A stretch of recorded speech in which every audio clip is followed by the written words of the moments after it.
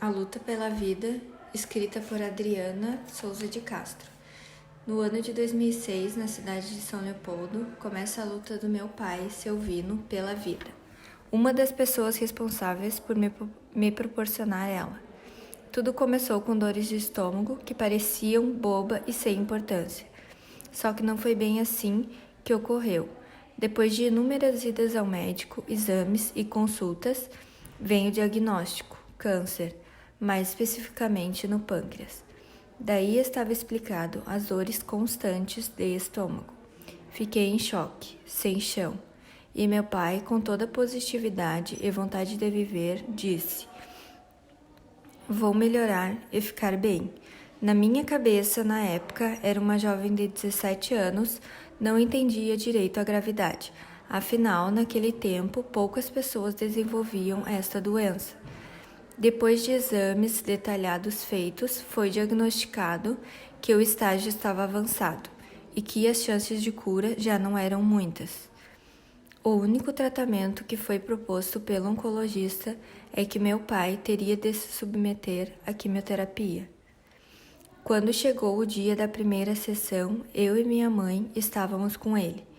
Mas, com o passar das sessões, ao invés de melhorar, ele ficava mais fraco e perdendo peso e cabelo. Então, ele resolveu raspar a cabeça. Até hoje lembro-me dos dias que passamos e tenho a imagem dele na minha memória. No dia 29 de agosto de 2006, meu herói terminou sua jornada na Terra, lutando como sempre fez, mas teve que partir, pois Deus havia chamado. Claro que no dia eu e meus familiares não vimos desta forma, mas com o passar dos anos nos conformamos. O que restou foi lembranças e que devemos lutar sempre pela vida e pelos nossos objetivos e, acima de tudo, seguir em frente. Meu nome é Aleph José Costa e a minha história são Conhecendo as Raízes. Minha família é natural da cidade de Torres. Não me recordo bem o lugar, mas é alguma parte do interior da cidade. Minha avó e meu avô moravam com os filhos, que ainda eram crianças. Entre eles, minha mãe, que era a filha mais nova, e levava uma vida difícil trabalhando no campo para poder sobreviver. E essa dificuldade acabou piorando quando o filho mais velho da minha avó faleceu aos 16 anos. Para piorar a situação, meu avô também faleceu. Com isso, minha avó não teve outra escolha senão deixar a cidade. E com a ajuda de seus irmãos, ela veio morar aqui em Sapucaia e tentar ganhar a vida de alguma outra maneira. Desde criança sempre ouvi muitas histórias de como tudo isso aconteceu, de como foi a infância da minha mãe e das minhas tias, e de que, apesar das dificuldades, eles eram felizes morando na cidade de Torres. E quando todas as histórias que eu ouvi ao longo dos anos, sempre tive curiosidade de ir até lá e conhecer a terra natal da minha família. Em 2012, um dos meus tios, casado com uma das filhas da minha avó, disse que um amigo tinha um sítio na cidade onde eles moravam. Ele nos convidou para passar alguns dias lá. Sem pensar duas vezes, aceitamos seu convite. A viagem durou cerca de 3 horas, o que não me incomodou nem um pouco, pois sempre gostei de viajar. Chegando lá, eu fiquei muito impressionado com o local. O sítio ficava ao lado de uma montanha e com um pequeno lago ao lado, onde passamos muito tempo pescando ao longo daqueles dias. E me lembro bem dos campos enormes que rodeavam o local. Era uma coisa completamente diferente da realidade que eu estava acostumado. Mas foi no terceiro dia que decidimos visitar a cidade ao lado, terra natal da minha família. Essa foi a parte que mais me marcou, pois a casa onde eles moravam ainda estava lá e era muito semelhante com o que eles descreveram. A praça ao lado, o rio com pequena ponte, tudo muito parecido com o que eu imaginava. Além disso, fomos ao cemitério onde meu avô e meu tio, filho mais velho da minha avó, estavam enterrados. Foi difícil de encontrar seus túmulos, pois fazia mais de 20 anos desde que minha avó havia visitado o local pela última vez. Essa parte foi um tanto quanto triste, mas valeu a pena. Passamos os últimos dias no sítio e a viagem de volta para casa foi um pouco desanimadora, como de costume. Eu fico feliz por a minha avó ter ido visitar sua terra natal depois de tanto tempo e ainda espero que possamos ir outra vez. O Acidente, escrito por Angelita Vitorino da Silva. Minha história aconteceu no dia 20 de nove de 2007. numa manhã chuvosa, dia da passeata da Semana Farroupilha. Meu pai era gaiteiro e sempre desfilava tocando gaita em cima de um caminhão. Minha mãe, Ana Vitorino da Silva, é benzedeira, aquelas que benze com arruda, água, carvão. Naquele dia, um rapaz pediu que minha mãe fosse benzer a casa dele. Ela me pediu para levar a minha filha, Eduarda, junto. Quando estávamos retornando da BR-118, um caminhão colidiu com o carro, fazendo com que esse rodopiasse na pista, capotasse 5 vezes e caísse em um barranco de uns 15 metros de altura, ficando com as rodas para cima. Minha mãe e o motorista desmaiaram. Minha filha ficou presa no cinto de segurança com a cabeça para baixo. O motorista do caminhão parou e chamou os bombeiros, que chegaram rapidamente no local. Quando resgataram minha filha, ela disse aos bombeiros que cuidassem da avó, pois ela tinha pressão alta e problemas de coluna. Levando elas para o hospital, os bombeiros estavam preocupados, pois só ela estava consciente e não tinham nenhuma identificação. Mas desde um ano eu sempre trabalhei e minha mãe cuidava da minha filha. Eu ensinei ela o nome de todos, o endereço e também o telefone, se caso precisasse. Quando os bombeiros chegaram no hospital, viram que o endereço batiam com o que a minha filha falou. Vieram logo me comunicar. Quando a ambulância chegou no meu portão, imaginei que era o meu pai que teria caído do caminhão e não minha mãe e minha filha. Quando cheguei ao hospital, minha mãe estava na frente da porta do raio-x. Ela estava muito suja de barro e sangue. Eu perguntei pela Duda. A enfermeira me disse que ela estava na sala de exames.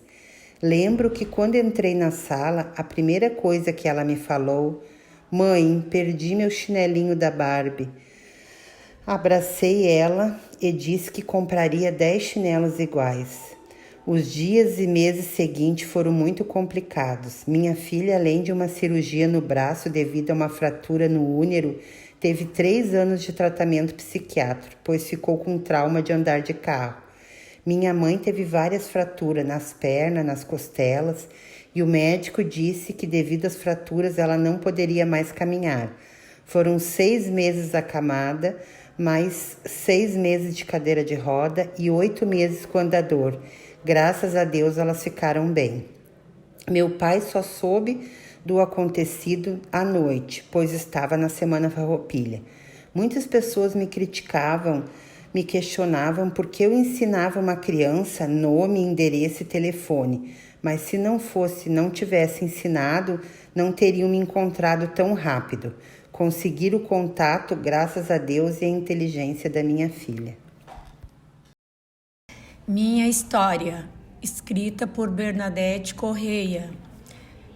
Ela começou no dia 22 de maio de 1998, na cidade de Tramandaí.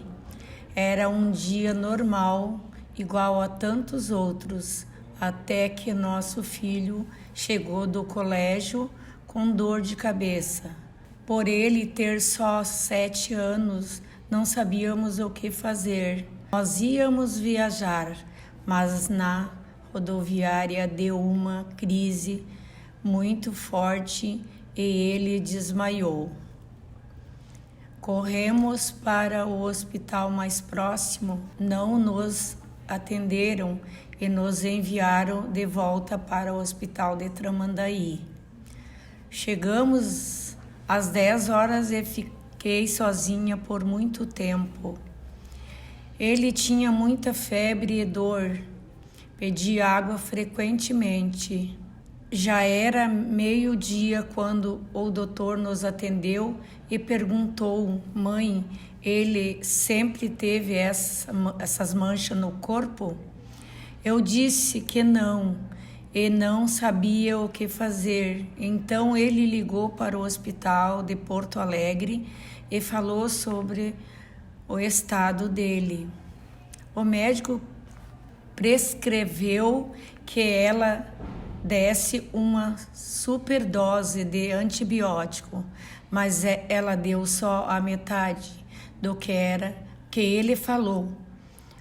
O estado dele agravou muito e ele teve uma infecção no pâncreas e a febre só aumentava. Por conta disso, desencadeou a meningite.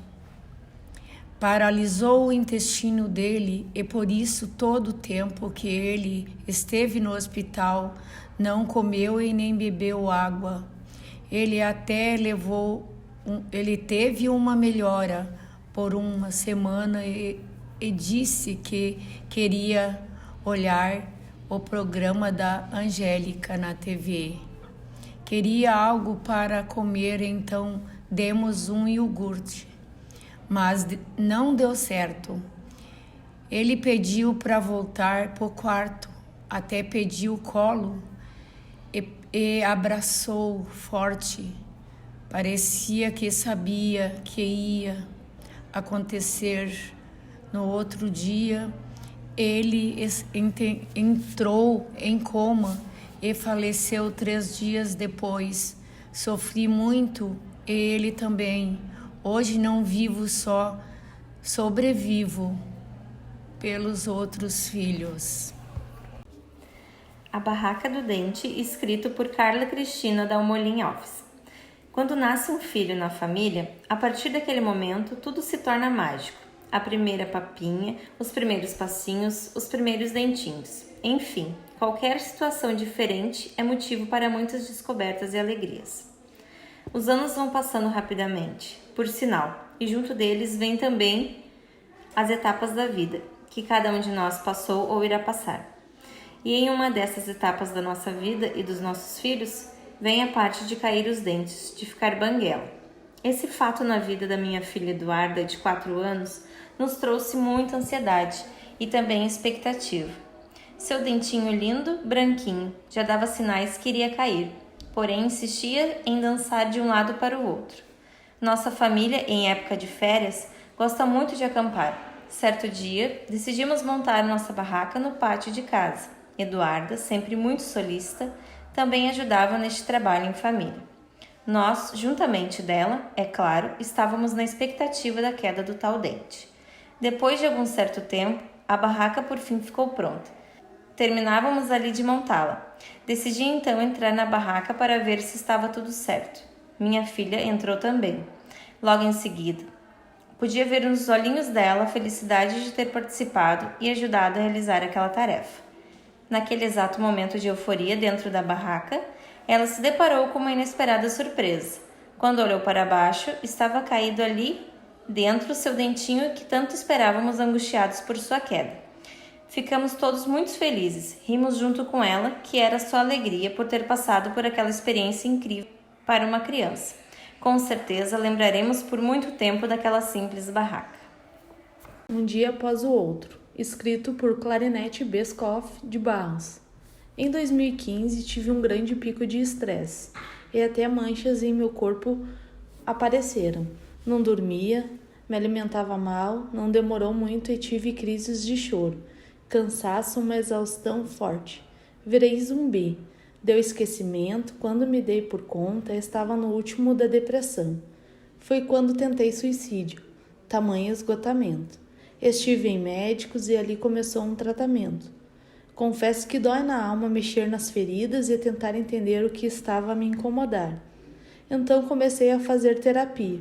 Me afastei do trabalho, pois queria ser normal. Em 2017, eu ainda estava em tratamento e já tinha tentado várias formas para me libertar da depressão, até que comecei a me isolar e não querer mais sair e ver ninguém.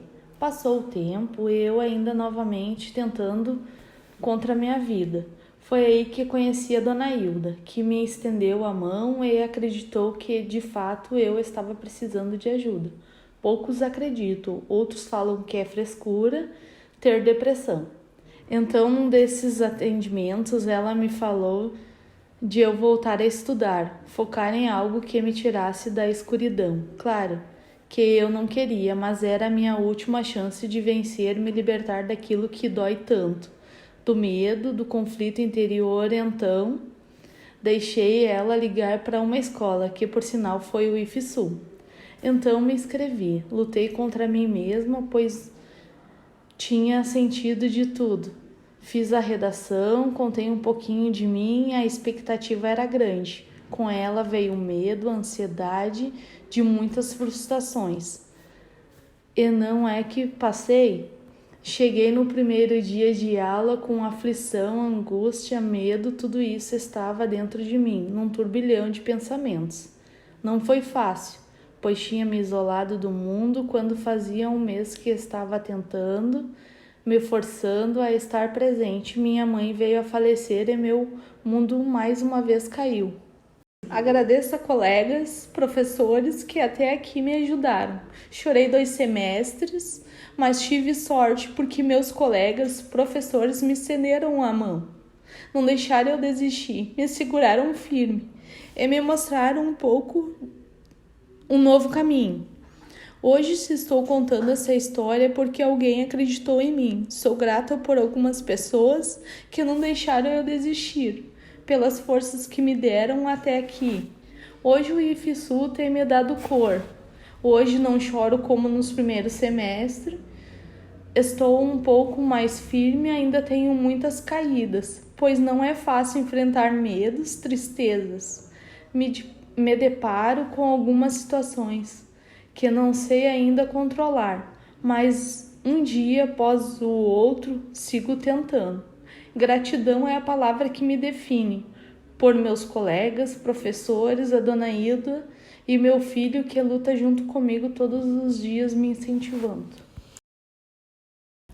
Gratidão, escrito por Daiane Carvalho. Gratidão torna nossos dias muito melhores.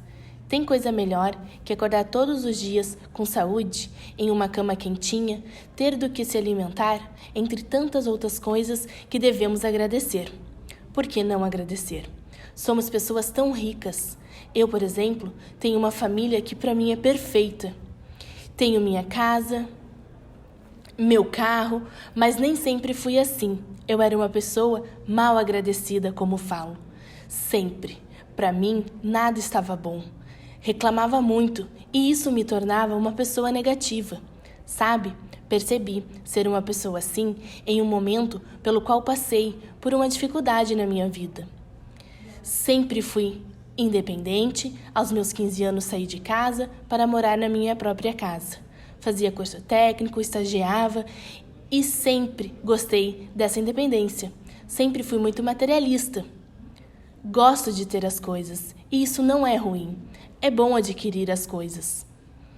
A não ser a ponto de você pirar por ser materialista demais. Aí começou o meu problema, no qual me fez refletir muito sobre eu mesma. Creio que muitos que estão aqui lendo hoje essa história já passaram por algo parecido. No ano de 2015, depois de um longo dia de trabalho para mim, num dia quente de verão, vem aquelas temidas chuvas, mais conhecida como temporais. Mas naquela tarde não seria qualquer temporal. Foi fora do normal. Foi um temporal de granizo. Pois então, foi um dia mais horrível da minha vida. Parecia que o mundo iria acabar e nada e nem ninguém iria se salvar. Peguei todo aquele temporal dentro do carro, orando muito e pedindo proteção para mim e para todos, pedindo misericórdia da minha casa, que na época tinha um telhado simples. Eu sabia que se tivesse pego todas aquelas pedras, nada sobraria. Então, quando cheguei em casa, me deparei com uma cena que parecia de guerra, destruição total. Na minha casa, nada sobrou, nem sequer um pedacinho de forro inteiro. Foi aí que perdi meu controle. Fiquei desesperada, revoltada com Deus e com a vida. Como iria conseguir tudo novamente? Ofendi e magoei pessoas na minha volta, que estavam tentando me acalmar e me controlar. Realmente fiquei muito mal, pois havia perdido tudo de dentro de casa. Naquela noite não consegui dormir. Passei basicamente a noite chorando e lamentando. Esse sentimento durou por 2 dias. No terceiro dia, acordei cedo e com um lindo dia de sol. Foi ali que levantei minha cabeça e enxuguei aquela última lágrima no canto do olho. E arremanguei as mangas e disse: vamos lá. Até então, estava dormindo fora de casa, pois não havia condições. Foram mais ou menos uma semana de arrumação e limpeza. Mas foi a partir dali que decidi ser uma pessoa grata. A partir daquilo pensei: obrigada, eu queria reformar minha casa. Queria trocar os meus móveis, sim. Obrigado por essa experiência de saber o quanto ruim é ser materialista. Com a dor, aprendi que as coisas nessa vida são materiais, muito passageiras e supérfluas. Porque ao invés de chorar, não agradecer por estar ali, com a oportunidade de recomeçar. A partir dessa situação, aprendi a ser grata pelas coisas boas que temos todos os dias.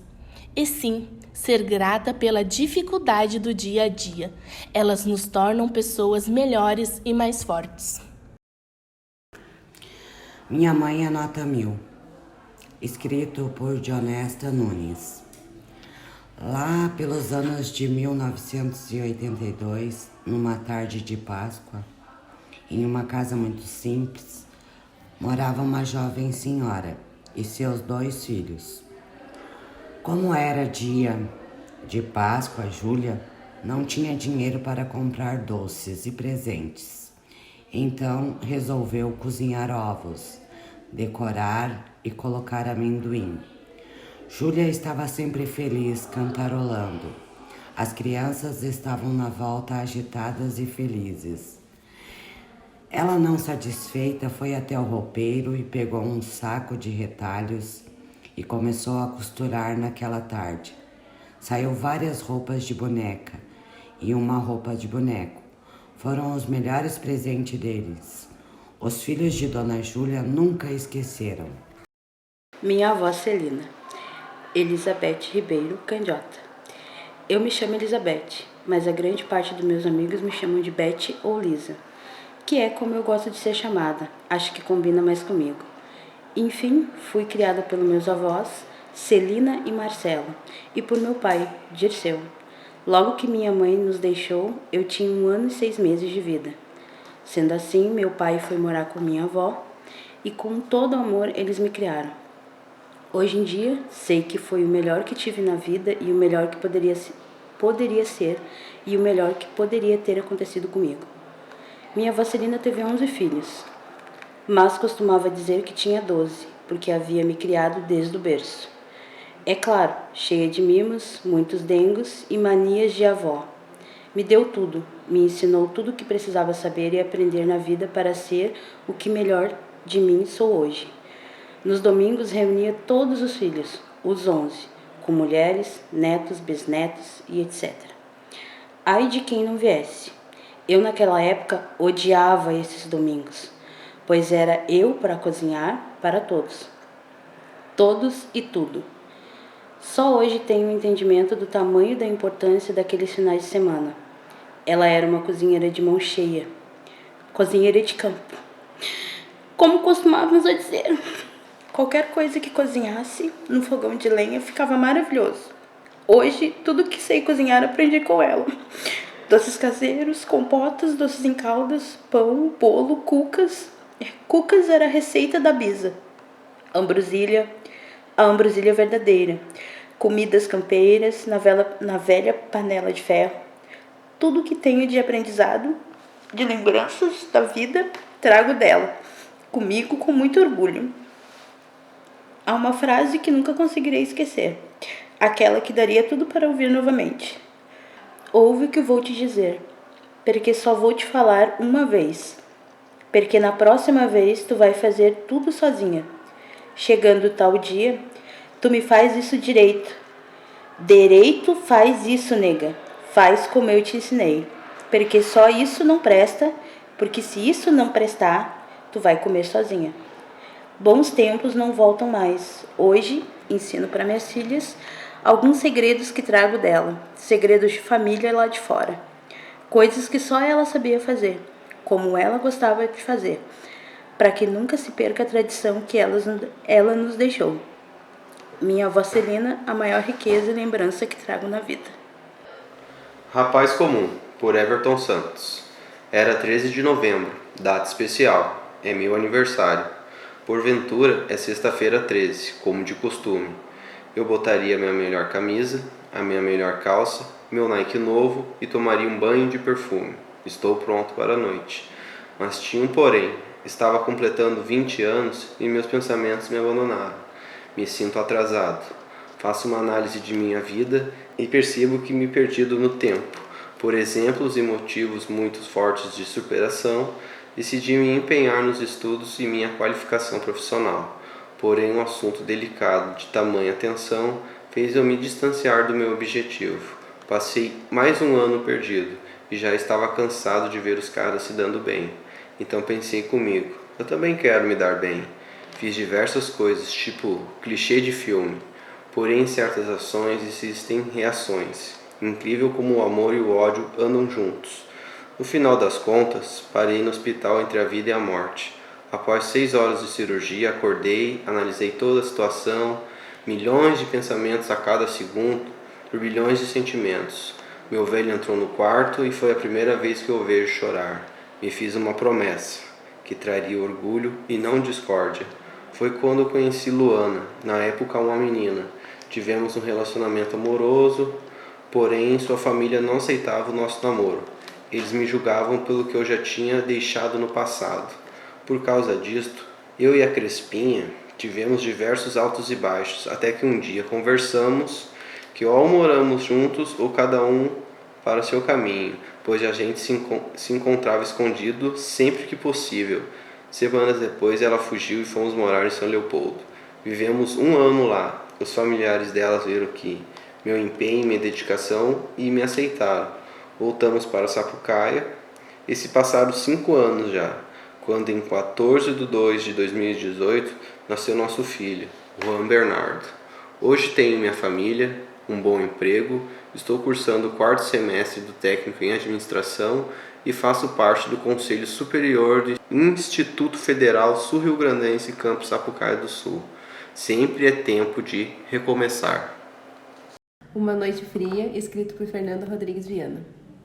Era uma vez 4 jovens que foram para uma saída de campo, como o colégio, e já não aguentavam de tanta ansiedade que chegasse logo o dia para poder conhecer São Cristóvão.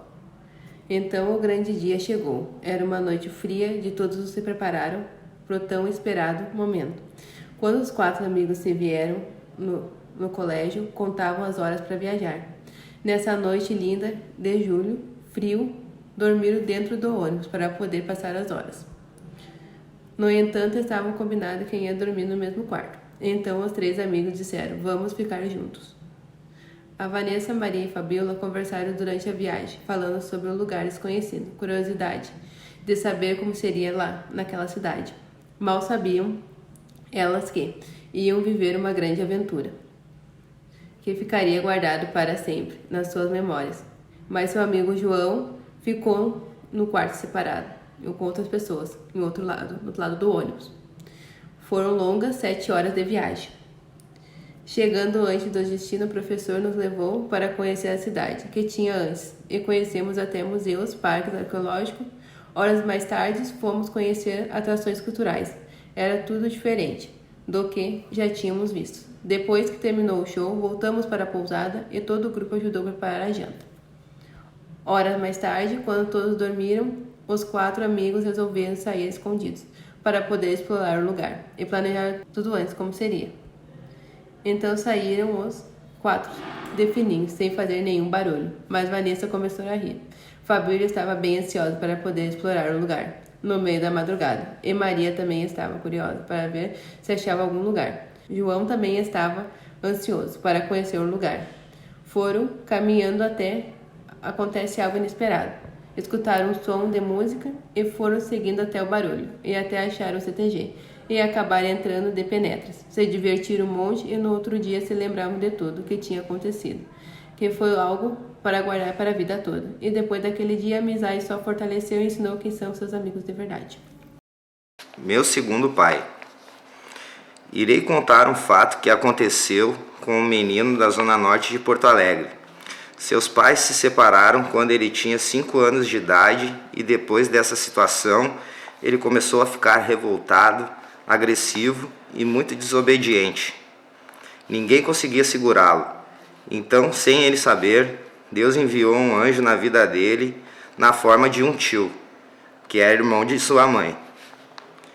Ele tinha se mudado há pouco tempo para perto daquela irmã, pois gostaria de ajudá-la em todos os sentidos, financeiramente e em todos os outros.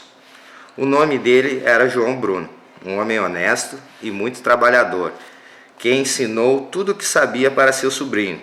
Tinha 3 filhos, os quais morriam de ciúme do relacionamento tão bonito de amizade com aquele primo.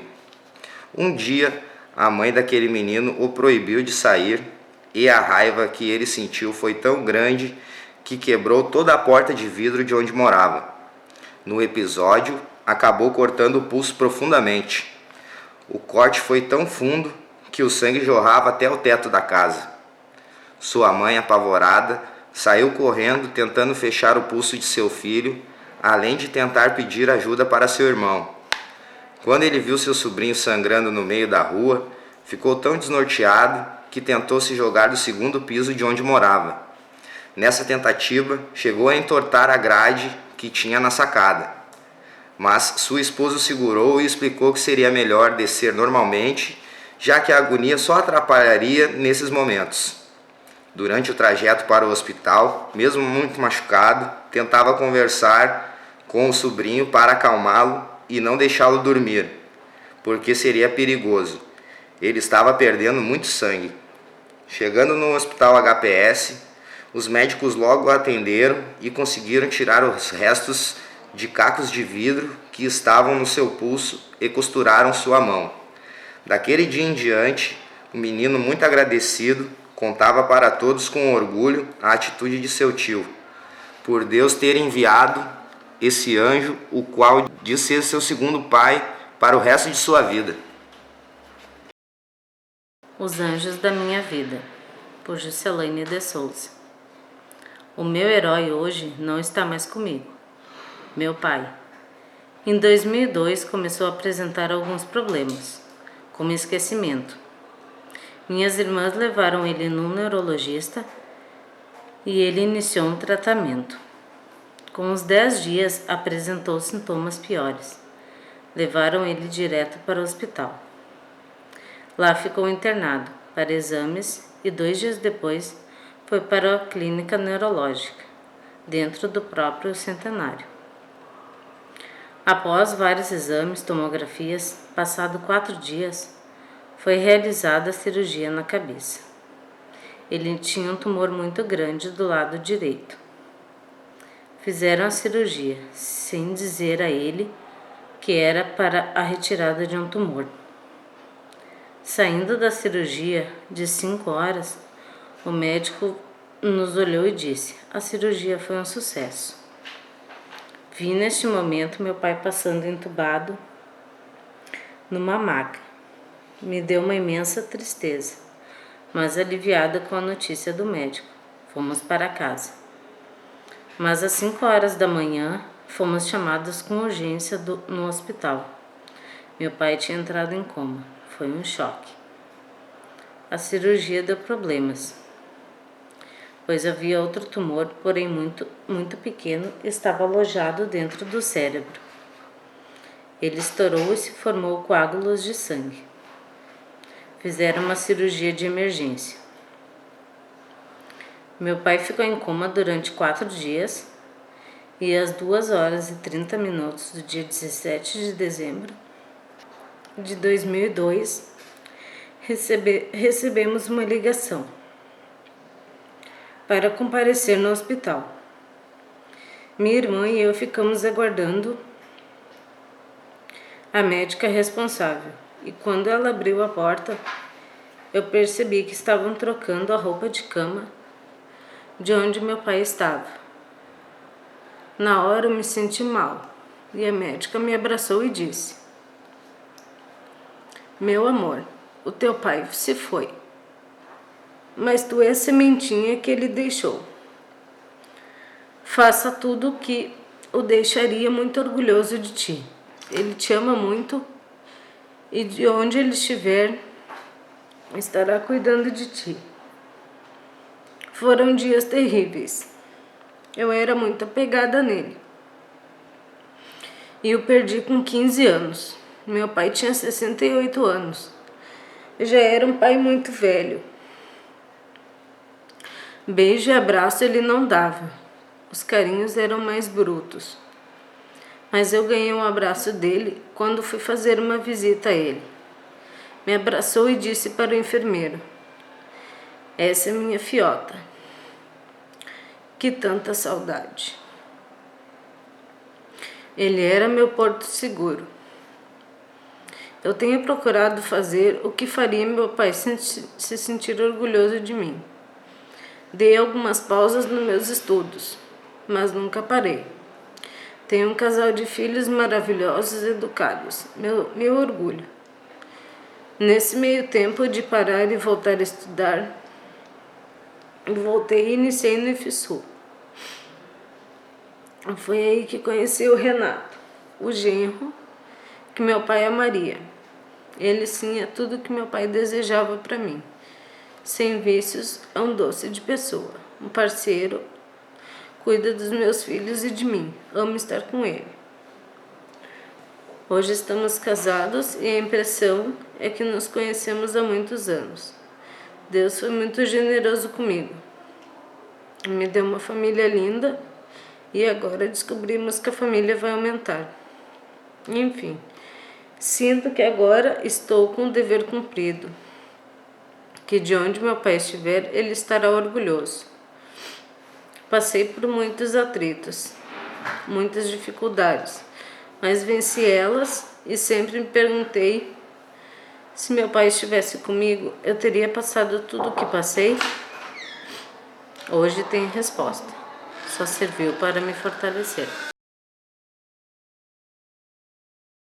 Meu nome é Lidiara Moura da Silva. Tenho 30 anos. Tenho uma filha de 9 anos. Sou natural de Santa Maria. Atualmente moro em Sapucaia do Sul. Há muito tempo ouvia falar no Instituto Federal de Sapucaia, que é uma escola muito bem quista por todos, que já tiveram oportunidade de estudar nela. Então, minha vizinha, que estava fazendo o curso no IFSU, avisou minha irmã que tinha saído o edital para o curso. Nós resolvemos nos inscrever e fomos selecionados para fazer o curso. Fiquei muito feliz por ter conseguido essa oportunidade de voltar a estudar, depois de 10 anos fora de uma escola. Hoje sei quanto não é fácil conciliar estudo, casa, trabalho e principalmente família, mas sei que tudo na vida tem que ter um esforço. Se hoje voltei a estudar, agradeço pelas pessoas que me incentivaram aos estudos e pela minha filha, Larissa da Silva, que me dedico a cada dia que passa. Um amor maior que um sonho. Escrito por Luciane Lopes Bandeira. Quando criança, fui morar com minha avó numa cidade situada no Vale do Rio Pardo, chamada Santa Cruz do Sul, uma cidade linda e encantadora. Aos 12 anos vim morar em Sapucaia do Sul. Aqui passei o resto da minha infância, minha juventude, casei e tive 4 filhas lindas. Embora o tempo passasse, a vontade de voltar àquele lugar só aumentava e a cada visita queria e sentia vontade de ficar lá. Os anos foram passando e o sonho de ir morar em Santa Cruz me acompanhava, mas a vida foi trilhando outros rumos. Então deixei ele adormecido e assim fui vivendo. Criação dos filhos, separação, trabalho, retorno aos estudos, etc. Cheguei numa fase que não me sentia feliz. Precisava viver algo diferente, desapegar, pois ainda morava com minha mãe. Foi assim que decidi dar uma guinada, um 360 graus em minha vida. Em 2014, resolvi ir embora para aquela cidade que adentrava quase sempre meus sonhos. Tentar construir uma nova história. Assim, dei início ao primeiro capítulo da segunda parte da minha vida. Arrumei minhas malas e fui em busca do sonho deixado no passado. Chegando em Santa Cruz do Sul, fiquei hospedada na casa de uma prima, pois fui construir meu novo caminho somente com a cara e a coragem. Em seguida, aluguei uma casa, arrumei um emprego, busquei minhas filhas, que na época eram menores de idade e haviam ficado em Sapucaia para concluir o ano letivo. E nas horas vagas, trabalhava com eventos em festas. As coisas estavam se ajustando, certo que com um pouco de dificuldades, mas mesmo assim sentia-me realizada e feliz. Até que no final de uma tarde, recebi uma ligação da minha filha. Foi esse momento que eu ouvi as piores palavras que eu poderia ter escutado até os dias atuais. Mãe, eu não tenho uma boa notícia para te dar. A avó Beth fez um exame e o diagnóstico é carcinoma, ou seja, câncer de mama. Após ouvir aquelas palavras, meu corpo estremeceu, meu coração disparou sem ritmo, minhas mãos suavam, meus olhos lacrimejavam incessantes. Um abismo abriu sobre meus pés, uma sensação horrível, uma mistura de pânico com dor. No mesmo dia, pedi dispensa para minha patroa, pois sabia que depois daquela notícia não teria cabeça para pensar em mais nada, a não ser ficar ao lado de minha mãe. Voltei para Sapucaia para acompanhá-la em médicos e exames. Ela passou por cirurgia para a retirada do nódulo e iniciou o tratamento no Instituto de Oncologia em São Leopoldo. Depois fez sessões de quimioterapia e de radioterapia. Eu já sabia que minha mãe era uma mulher forte, mas me surpreendi com a coragem e a vitalidade que ela enfrentou a doença. E graças ao autoexame e ao diagnóstico rápido e inicial que foi possível combater a doença. Hoje estou contando a história da minha guerreira e com um final feliz, pois ela venceu o câncer e me ensinou que existem coisas maiores que um sonho. O amor. Amor incondicional, amor eterno, amor materno. E é a ti, minha rainha Elizabeth Correia, que eu dedico essa história. E também quero agradecer a todos que participaram desse episódio da nossa vida. Obrigado pelo carinho e dedicação de familiares, médicos e enfermeiros e pelo apoio fundamental recebido da Daia, da Chau, Duda e da Anne. A imaginação ganhou vida. Essa história foi escrita por Marilaine Schneider Alves. No ano de 1989, na cidade de Esteio, morávamos eu, Marilaine, meu pai, minha mãe e meus 5 irmãos. Eu e minha irmã mais nova, a Sheila, éramos muito levadas, na verdade até demais. Pois bem, um certo dia vieram morar em frente à nossa casa uma nova família, a qual tinha muitas meninas e nós ficávamos muito felizes, pois teríamos amigas. Contudo, para nossa surpresa, nossos pais proibiram a gente de brincar com aquelas meninas nos dias de semana, o que foi muito triste para nós. Entretanto, como eu e a Sheila sempre estávamos aprontando, decidimos brincar nas tesouras da casa, pois não tinha forro. Começamos a brincar que alguém queria invadir a casa, e o tempo foi passando e a gente foi ficando envolvida na nossa brincadeira. Dessa forma, não percebemos que os vizinhos já estavam no portão, apavorados com os nossos gritos de socorro. Ficamos apavoradas e decidimos dar vida para a nossa imaginação. Os vizinhos espantados, pois nós estávamos sozinhas e ao vermos nosso nervosismo, acabamos descrevendo o suposto homem que queria invadir a nossa casa. Nós até demos detalhes da roupa, altura e etc. Um homem de bicicleta passou na hora e decidiu ir atrás do invasor. E após um tempo ele voltou dizendo que o homem tinha pulado o muro. Contudo, como não poderíamos dizer que era mentira, começamos a chorar, Como eu tinha 9 anos e a Sheila 6 anos, os vizinhos ficaram com a gente até meus pais chegarem. Quando meu pai chegou, ficou tão apavorado com a situação que decidiu que a partir daquele dia a gente poderia brincar todas as tardes na casa das meninas. Essa história está sendo contada pela primeira vez porque a gente manteve a mentira com o medo de levar castigo, pois naquela época o castigo era severo. Aventuras de uma Mãe, Priscila de Vargas da Cunha. Quem vai a um parque de diversão e anda naqueles brinquedos radicais passa por muitas aventuras. Os exploradores de um safari se aventuram buscando a emoção, assim como muitas pessoas em esportes radicais. Porém, posso afirmar que nenhuma aventura é maior que a de se tornar mãe. E é assim que a minha história começa, ou devo dizer, a história delas, minhas filhas, Akira e Alana. Tudo começou no meio do ano de 2004, após as férias da escola, sendo que eu estava cursando o primeiro ano do ensino médio. Neste período cheguei ao término do meu namoro. Então, surpreendentemente, decorrido um mês, descobri que estava grávida. Poderia parecer a muitas pessoas que a minha maneira de encarar os fatos era uma verdadeira insanidade, porque apesar de não ter um centavo no bolso, residir em um pequeno loft, sendo sustentada pela mãe, fiquei radiante e muito empolgada com a notícia. Diante de tantas emoções, a parte mais difícil e curiosa dessa história é que me perguntava, a todo momento, qual seria a melhor maneira de transmitir aquela incrível notícia à minha mãe, já que me tornaria mãe solteira.